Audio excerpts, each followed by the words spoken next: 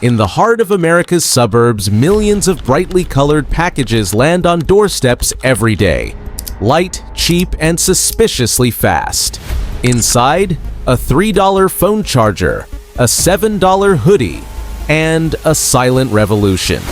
They come from Teemu, the shopping app that's exploded across the US overnight. But behind those too-good-to-be-true prices lies something far bigger. A billion-dollar loophole that's quietly draining American tax revenue, undercutting businesses, and raising alarms in Washington. So, how did a random app from China outsmart America's entire retail system? Let's uncover the truth. Teemu, America's fastest-growing shopping app, wasn't built overnight, but instead represents years of calculated strategy refined in China's competitive e-commerce landscape. The company may seem like it appeared from nowhere to dominate American smartphones, but the truth reveals a much more strategic story. Behind Teemu stands PDD Holdings, the parent company of Pinduoduo, a Chinese e-commerce giant that most Americans have never heard of. While Amazon and Alibaba grabbed global headlines, Pinduoduo quietly amassed an astonishing 790 million monthly active users in China. That's more than twice the entire US population using a single shopping app each month. This wasn't some plucky startup that got lucky, it was a battle-hardened tech behemoth preparing for global expansion. Pinduoduo's rise in China provided the perfect testing ground for what would eventually become Teemu. The company perfected its unique business model during China's COVID lockdowns, particularly in smaller Tier 3 and Tier 4 cities where consumers were exceptionally price-sensitive. They discovered that combining rock-bottom prices with gamified shopping experiences created an addictive platform that spread rapidly through word-of-mouth and social sharing. When Teemu launched in the US market in September 2022, the timing couldn't have been more strategic. America was experiencing its highest inflation rates in 40 years, with consumers desperately seeking relief from rising prices. While established retailers were struggling with supply chain issues and forced to raise prices, Teemu arrived offering products at seemingly impossible discounts: $2 headphones, $4 phone cases, and $9 sneakers. For inflation-weary Americans, the app felt like finding an oasis in a desert of high prices. The growth trajectory that followed was unlike anything the American tech sector had witnessed before. Within just 3 months of launch, Teemu had already amassed over 10 million downloads. By April 2023, it had become the most downloaded shopping app in America, surpassing established giants like Amazon, Walmart, and Target. In certain demographic segments, particularly among younger shoppers, Teemu's penetration reached levels that had taken competitors a decade to achieve. But the true turning point came during February 2023's Super Bowl 57. While established American brands carefully weighed the ROI of the $7 million price tag for a 30-second spot, Teemu splashed out approximately $21 million on a multi-ad campaign featuring country music star Blake Shelton. The ads themselves were unremarkable. Generic promotion of low prices and free shipping, but the impact was extraordinary. In the 24 hours following the Super Bowl, Teemu recorded more than 3 million new app downloads, setting a single-day record for shopping app installations in the US. This raises an important question. How could an unknown Chinese company afford to spend $21 million on a single day's advertising while simultaneously offering products at prices that seem to defy economic gravity? The answer lies in the immense war chest built by PDD Holdings in China's hyper-competitive market. By the time Teemu launched in America, its parent company had already perfected its business model and amassed billions in capital to fund its international expansion. What's particularly remarkable is that while American consumers were just discovering Teemu, its parent company was achieving something previously thought impossible in China. In early 2023, PDD Holdings surpassed Alibaba to become China's most valuable e-commerce company by market capitalization, reaching $196 billion. This milestone marked a seismic shift in China's digital economy, dethroning Jack Ma's Alibaba after nearly 2 decades of dominance. The story behind Teemu's rise reveals a fundamental truth about modern global commerce. What appears to Western consumers as an overnight success is often the culmination of years of market testing, refinement, and strategic planning in China's intensely competitive digital marketplace.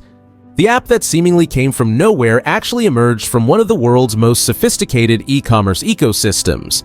PDD Holdings didn't just get lucky with Teemu, they executed a calculated expansion strategy, targeting America precisely when economic conditions made consumers most receptive to their ultra-low price model. They had tested and refined their approach on hundreds of millions of Chinese consumers before ever launching a single promotion in the United States.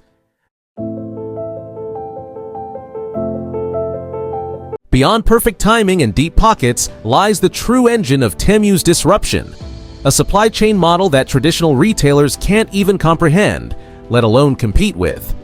When you buy a $15 smartwatch or $9 wireless earbuds on Teemu, you're not just getting a bargain, you're participating in a radical experiment that eliminates virtually every middleman between manufacturer and consumer. Think about how traditional retail works. That keyboard at your local electronics store travels a long and expensive journey before reaching your desk. First, it's produced at a factory, then shipped to a warehouse, sold to a distributor, purchased by a retailer, and finally offered to you, with each step adding its own markup. By the time you swipe your credit card, you're paying not just for the product, but for this entire chain of handling and profit-taking. Teemu's approach is dramatically different. Their model connects Chinese factories directly to American consumers, cutting out virtually every intermediary. When you place an order, it often triggers production at one of their 100,000 manufacturing partners across China. Your package then ships straight from the factory floor to your doorstep. No warehouse costs, no distributor fees, no retail markup. This isn't just a minor tweak to existing systems. It's a fundamental reimagining of global commerce. The platform works with tens of thousands of suppliers across China, leveraging the country's vast manufacturing capabilities to offer everything from electronics to household items at prices that seem mathematically impossible. Take those Lenovo wireless earbuds selling for just $8.98 on Teemu.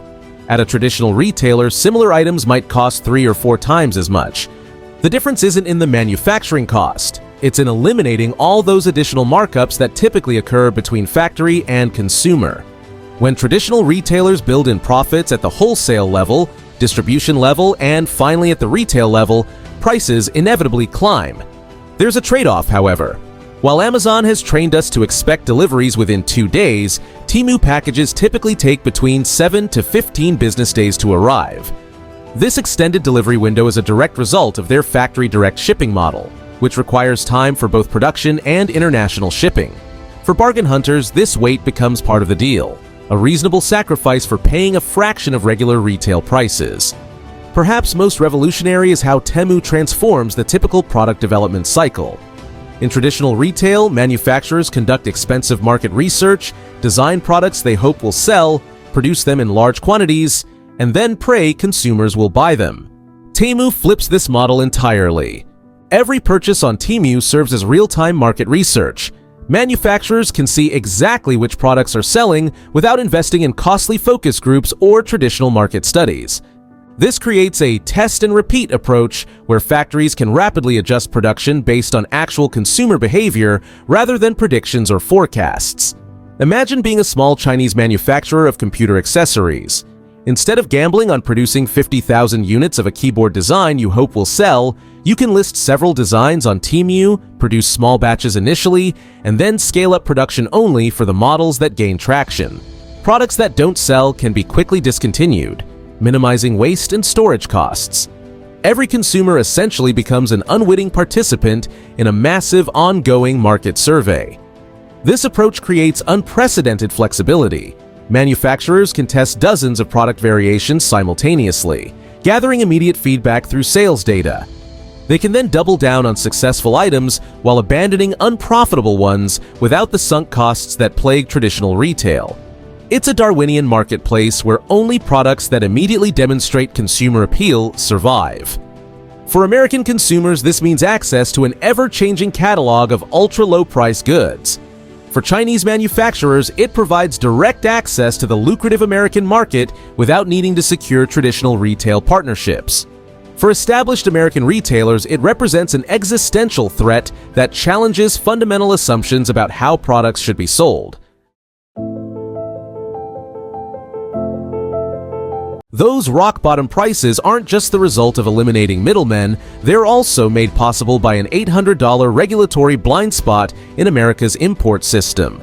While Teemu's competitors like Gap pay hundreds of millions annually in import taxes, Teemu pays virtually nothing on billions in sales. This isn't just clever business strategy, it's exploitation of what may be the most generous loophole in global trade.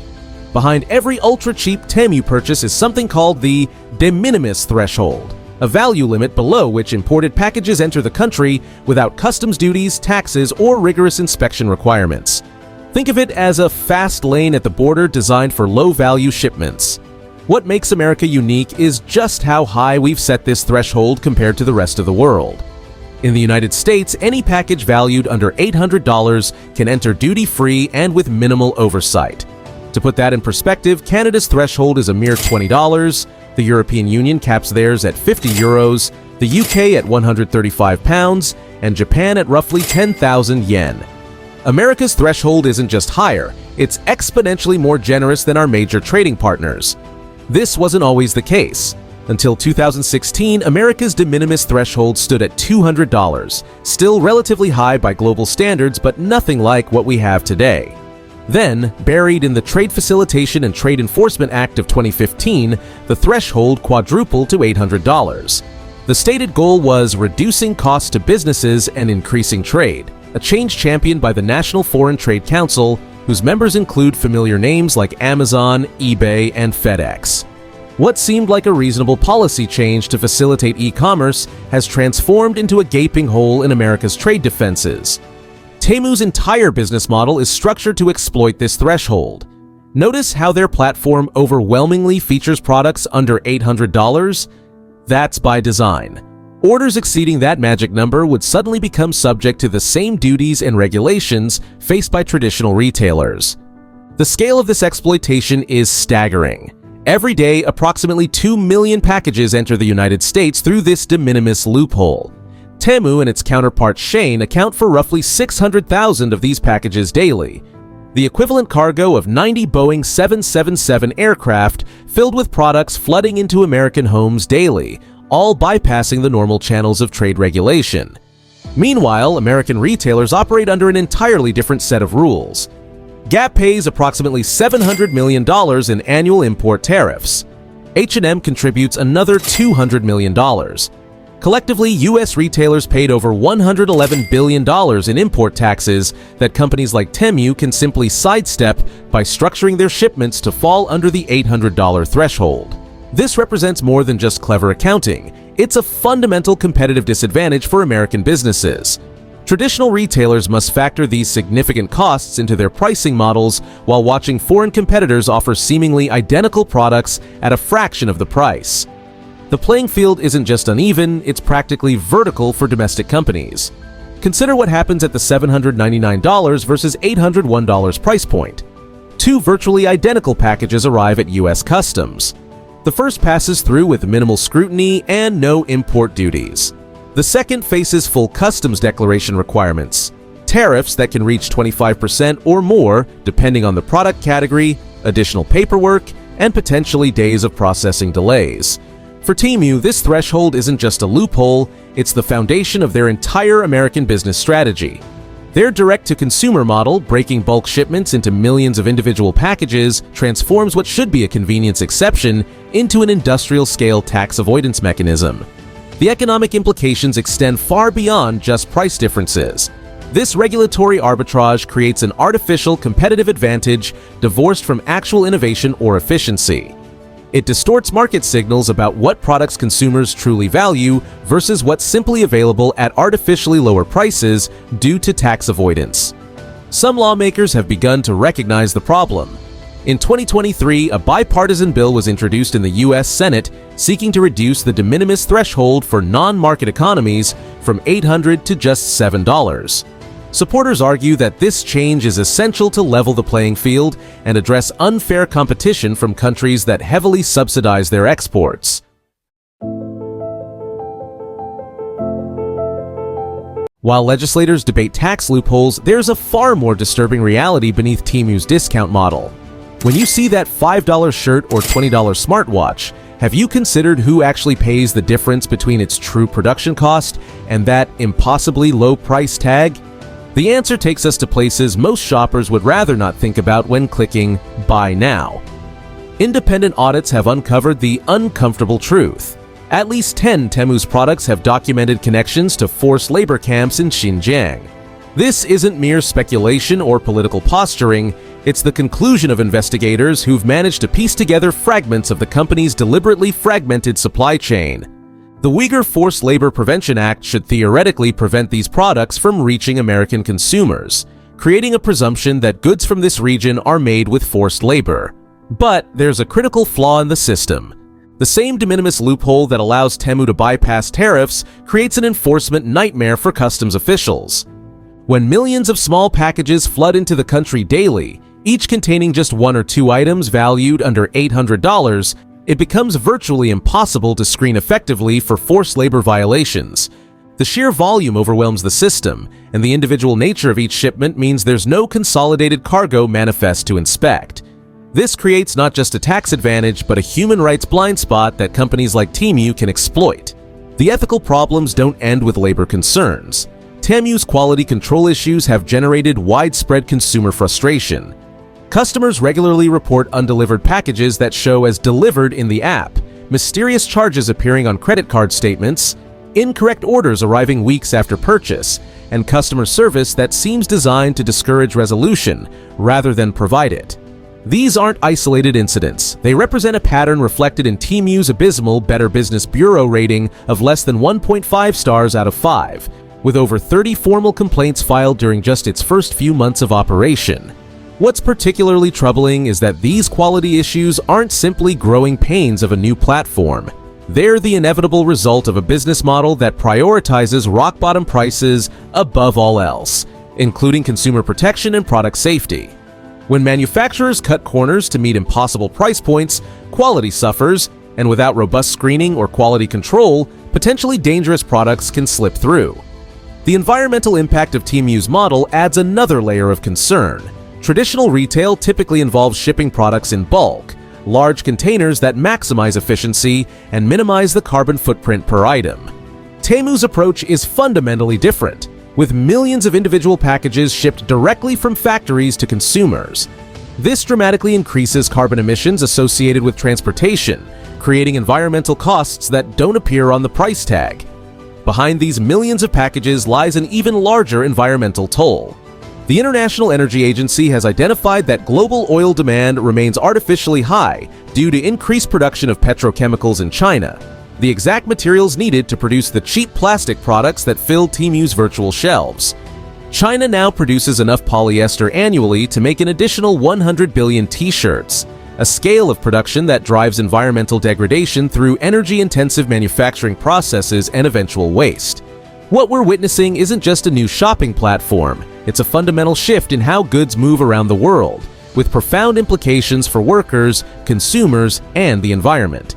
Each purchase made through Teemu represents a vote for a system that systematically evades the regulations designed to protect people and the planet. The true cost of that $5 shirt isn't reflected in what you pay. It's externalized to workers laboring in conditions that would be illegal in the United States, to the environment through inefficient shipping and petrochemical production, and potentially to consumers themselves through products that haven't undergone standard safety checks.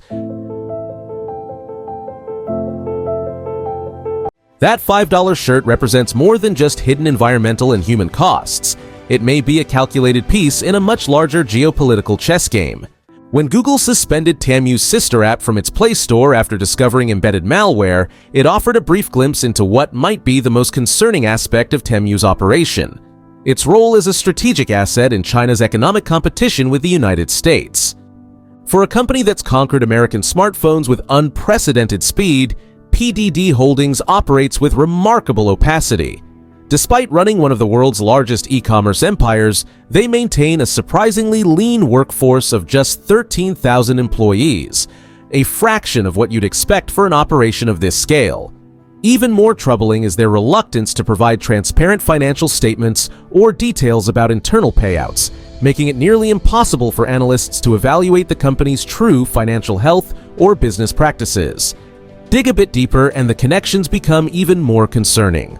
According to research by the Australian Strategic Policy Institute, Teemu's parent company maintains direct ties to an entity called People's Data, which itself has explicit connections to the Chinese Communist Party and its Central Committee. This isn't merely a business relationship. It represents a direct line between a shopping app on millions of American phones and the strategic interests of the Chinese government. The legal framework surrounding this relationship is equally troubling. Under China's national intelligence law, companies like Teemu have no choice but to cooperate with Chinese authorities when requested. This means that the mountains of data collected from American consumers, from browsing habits to payment information to shipping addresses, could potentially be accessed by Chinese government officials at any time. Think about what this means in practical terms. Every time you open the Teemu app, it's collecting data on what you browse, what you buy, when you shop, where you live, and how you pay. The app requests permissions far beyond what's needed for a simple shopping platform, raising questions about why an e-commerce app needs such extensive access to your device. American lawmakers from both parties have already begun questioning whether platforms like Teemu represent a national security concern that requires new oversight. The question isn't whether regulations will come, but what form they'll take and how effectively they can address the complex web of economic, security, and privacy concerns. So, what happens next for Teemu? If history is any indicator, the outlook isn't promising. With a customer retention rate of only 30% compared to Amazon Prime's impressive 90%, Teemu faces significant challenges in building lasting customer relationships beyond the initial novelty of ultra-low prices. The trajectory eerily mirrors other flash-in-the-pan e-commerce platforms like Wish.com, which experienced explosive growth followed by a catastrophic collapse, losing over 99% of its value from its 2021 peak. But the real story isn't whether Teemu survives, it's about the regulatory wake-up call it represents. Financial experts increasingly question the sustainability of these ultra-discount e-commerce models, particularly as lawmakers scrutinize the de minimis threshold that makes their entire business model viable. When that $800 tax-free import allowance inevitably faces reform, the entire house of cards could collapse overnight. The deeper question is what values we prioritize as consumers. Each time we chase the dopamine hit of an impossibly cheap deal, we're casting a vote for an economic system that prioritizes rock-bottom prices over transparency, fair competition, and sustainable business practices. The real cost of that $5 shirt might be measured not just in dollars saved, but in the future of American retail, manufacturing, and trade policy itself. What do you think? Please share your thoughts in the comments section. If you found this video enlightening, don't forget to like, share, and subscribe for more captivating stories of business magnates, financial empires, and the secrets behind monumental successes and failures. We appreciate your support. See you all in the next video. Thanks for watching.